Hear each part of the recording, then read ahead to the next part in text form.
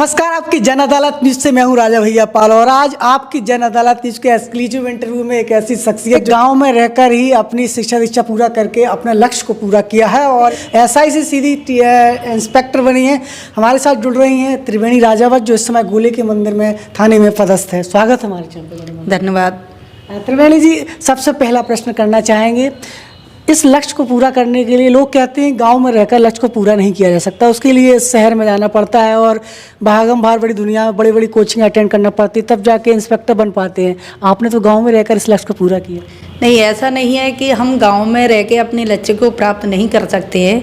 यदि आपकी दृढ़ इच्छा शक्ति मजबूत है और आप सच्ची लगन से मेहनत करते हैं तो गांव में रहकर भी आप कोई भी लक्ष्य प्राप्त कर सकते हैं। मैंने गांव में रहकर ही शुरू से मेरी पढ़ाई गांव में हुई है। कक्षा 1 से लेके कॉलेज तक मैं गांव में रहकर ही पढ़ी हूँ। मेरा गांव बंथरी है और मैंने कंपटीशन की तैयारी भी सेल्फ स्टडी से गांव से ही की है। डायरेक्ट 2012 में मेरा सब इंस्पेक्टर के पद पर चयन हुआ था।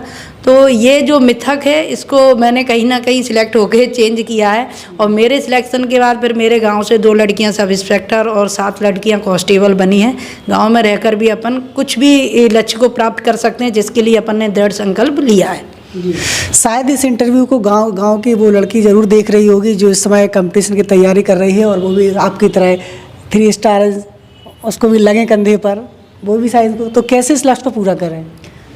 जो भी देख रहे हैं मेरा इंटरव्यू या गांव की जो भी बच्चियां हैं जो आगे बढ़ना चाहती हैं, सब इंस्पेक्टर, ये मैं तो ये कह रही हूँ कि डीएसपी बने, डायरेक्ट पीएससी से सिलेक्ट हो। बस एक उनका ये क्या बनना है, पहले ये सिलेक्ट करें कि मुझे पुलिस में जाना है, पीएससी की तैयारी करना है या एसआई की तैयारी करना है या कांस्टेबल की तैयारी करना है। तो उसका एक अपना पहले लक्ष्य निर्धारित करें। लक्ष्य निर्धारित करने के बाद अपने लक्ष्य को प्राप्त करने के लिए उस पर अपना 100% दें और अपनी मेहनत करें दृढ़ इच्छा शक्ति के साथ, मजबूत लगन के साथ। उसका जिस लक्ष्य तय किया है, जो भी लक्ष्य तय किया है, निश्चित उस लक्ष्य को वो प्राप्त करेंगे। बिल्कुल। अभी जो न्याय सहायता जो आई है, 3 नियम बने हैं, वो क्या हैं? अभी जो पहले आईपीसी थी उसको दंड संहिता की जगह न्याय संहिता नाम उसका कर दिया गया है और भारतीय नागरिक संहिता नाम कर दिया गया और भारतीय साक्ष्य अधिनियम नाम बदल दिए गए हैं। कुछ धाराएं भी कम कर दी गई हैं, कुछ धाराओं के प्रावधान चेंज कर दिए गए हैं, सजा वगैरह का उसमें परिवर्तन किया गया है। यह इंटरव्यू निश्चित रूप से उन लड़कियों के लिए है जिनके साथ आप देखती होंगी कॉलेज स्कूल में जिस तरीके से लड़कियां अपनी सुरक्षा को लेकर आत्मनिर्भर नहीं हो पा रही हैं, तो उनको कैसे आत्मनिर्भर बने, उसके लिए क्या क्या आप जागरूकता के अंतर्गत नियम बताएंगे? जो लड़कियां हैं, जो कॉलेज या स्कूल की बच्चियां हैं, नाबालिग बच्चियां हैं, कहीं ना कहीं उनको बहला फुसला कर ले जाते हैं, उनके साथ अपराध घटित होते हैं। तो उनको एक तो आत्मनिर्भर होना चाहिए, दूसरा उनको जागरूक होना चाहिए, उनको जानकारी होना चाहिए कि मेरे लिए सरकार ने क्या क्या योजनाएं, क्या क्या प्रावधान बना रखे हैं। जैसे अलग से हर थाने में ऊर्जा डेस्क का संचालन हो रहा है, जहाँ अलग से एक कमरे की व्यवस्था की गई है जिसमें महिलाएँ जा सकती हैं। महिला अधिकारी उनकी समस्याओं को सुनते हैं और तत्काल उसका निराकरण करते हैं।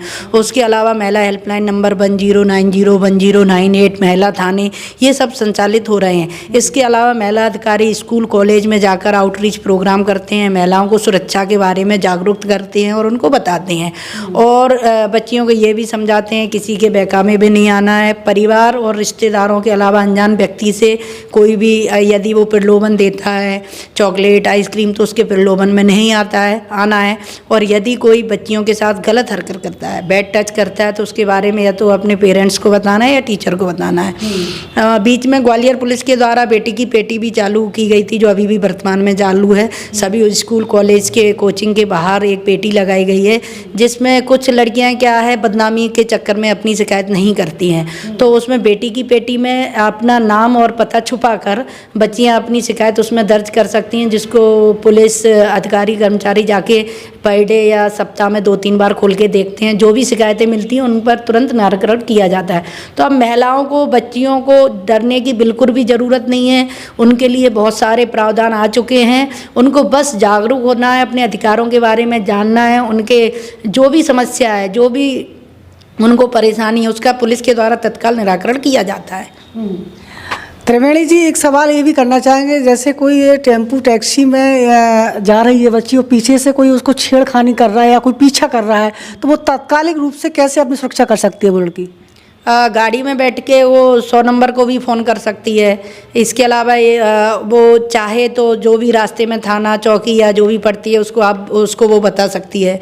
100 डायल पे कॉल करके बता सकती है, मेरा हेल्पलाइन नंबर पे कॉल करके बता सकती है। पीछा करना अपराध है, 354D के अंतर्गत आता है। उसके खिलाफ तत्काल कार्रवाई होगी, जो भी उसका पीछा करेगा या उसके खिलाफ छेड़छाड़ करेगा। हाँ, एक सवाल ये भी आता है कि साइबर क्राइम से कैसे बचें, क्योंकि आज साइबर क्राइम चल रहा है, जो भी हम मोबाइल में देख रहे हैं तमाम प्रकार के अपराध घटित हो रहे हैं, तो इन पर रोक लगाने के लिए क्या प्रावधान है? साइबर क्राइम से बचने का सबसे ज़्यादा ज़रूरी जो है व्यक्ति को जागरूक होना। साइबर क्राइम के बारे में व्यक्ति को जानकारी नहीं होती है, उसको पता ही नहीं चलता है कि मेरे साथ ठगी हो रही है या मेरे अपराध घटित हो रहा है। जैसे कि OTP वगैरह किसी भी अननोन व्यक्ति को कभी भी अपनी OTP नहीं बताना है, कभी भी अपना आधार कार्ड या उसको नहीं करना है, कोई भी अननोन लिंक उसको ओपन नहीं करना है।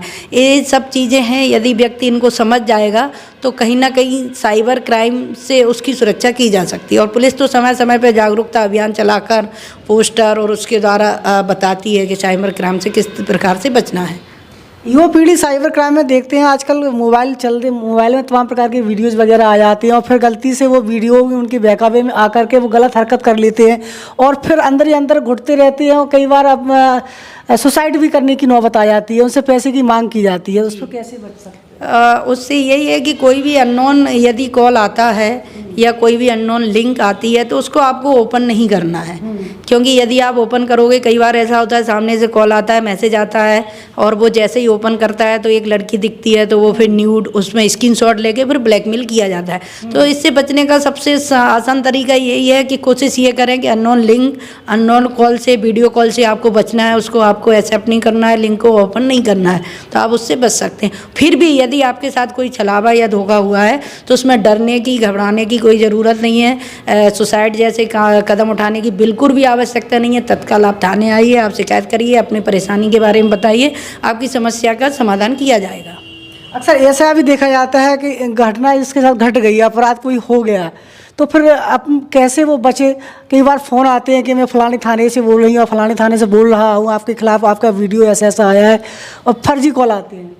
फर्जी कॉल के लिए वेरीफाई करना चाहिए, आप एक शिकायती आवेदन डाल सकते हैं। अलग से साइबर क्राइम से संबंधित साइबर थाने भी अलग से बने हुए हैं, साइबर सेल हमारा अलग से जो साइबर क्राइम है उसके सब जगह संचालित हैं। आप लोकल थाने में जाकर या साइबर में जाकर आप अपनी शिकायत दर्ज करा सकते हैं। और वाहन ट्रैफिक की बात करें तो किस प्रकार के नियम अभी रूल्स बनाए गए हैं? अभी रूल्स बनाए तो गए हैं, मैंने ये जो एक्सीडेंट वाले केस में उसमें 2 साल की सज़ा का पहले प्रावधान था, जिसको बढ़ा के 10 साल का कर दिया गया है, लेकिन अभी उसका इम्प्लीमेंट नहीं हुआ, अभी लागू नहीं हुए हैं वो कानून। देखो अब आगे जैसी भी निर्णय होगा उस हिसाब से कार्रवाई की जाएगी, लेकिन वर्तमान में पुराना नियम ही लागू है। जी, नागरिकों की सुरक्षा के लिए फिर भी क्या रूल्स बताएंगे? मैं यही कहना चाहती हूँ कि पुलिस और पब्लिक के सहयोग से हम अपराधों में कमी ला सकते हैं। यदि कोई भी अपराध घटित हो रहा है तो आप उसमें विवेचना में पुलिस का सहयोग करें, कभी भी डरे नहीं, घबराए नहीं। यदि किसी के साथ अपराध घटित भी हो गया तो तत्काल आप सामने पर सूचना दे आगे। पुलिस पब्लिक के सहयोग के लिए तत्पर है, हमेशा उसके लिए खड़ी हुई है, यही मैं बताना चाहती हूँ।